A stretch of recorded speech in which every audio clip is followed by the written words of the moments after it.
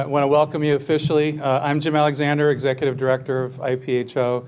Thrilled to see everybody out here tonight. Thank you very much for coming. A welcome on behalf of our National Fellows Council. And we're excited because nobody's ever done this before. So why get together? So we've got our National Fellows Council together here.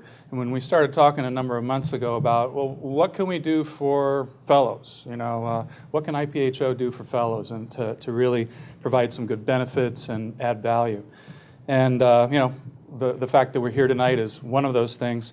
But what we really talked about is being able to provide a community, a network, and bring people together, and also to focus on best practices.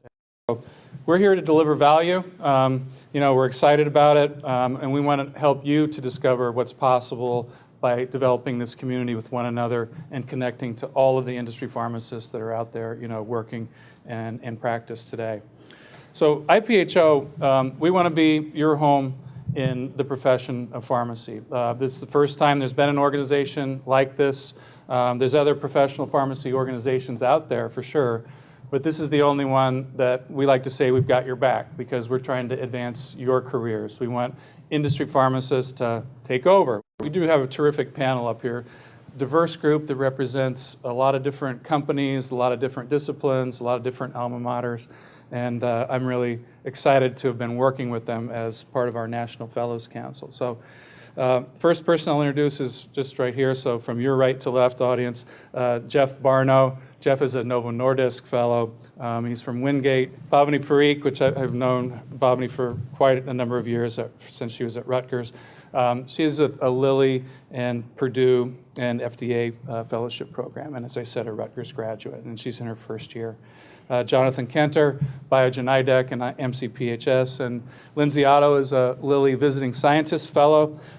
She's a Purdue graduate and really glad to have the visiting scientist.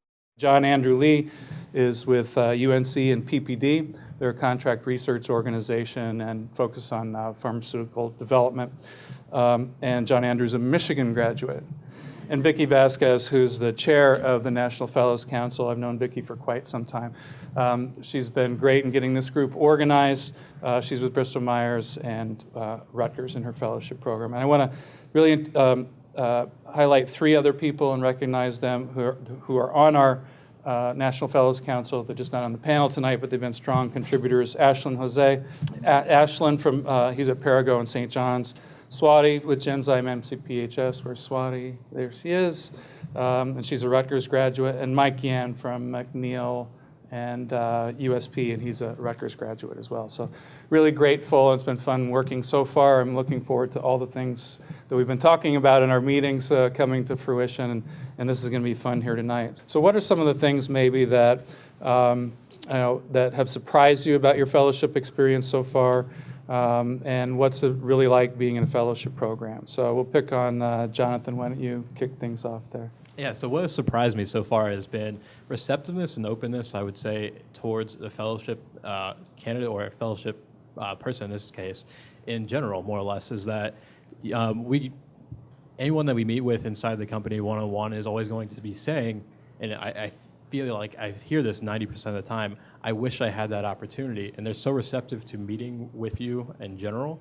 But if I want to bring this back to what I know or what I could have known, is that it's really about networking inside of the company that is going to get and promote these opportunities for you as a fellow and in the future for other fellows to come. Okay, what specific fields do I want to get into?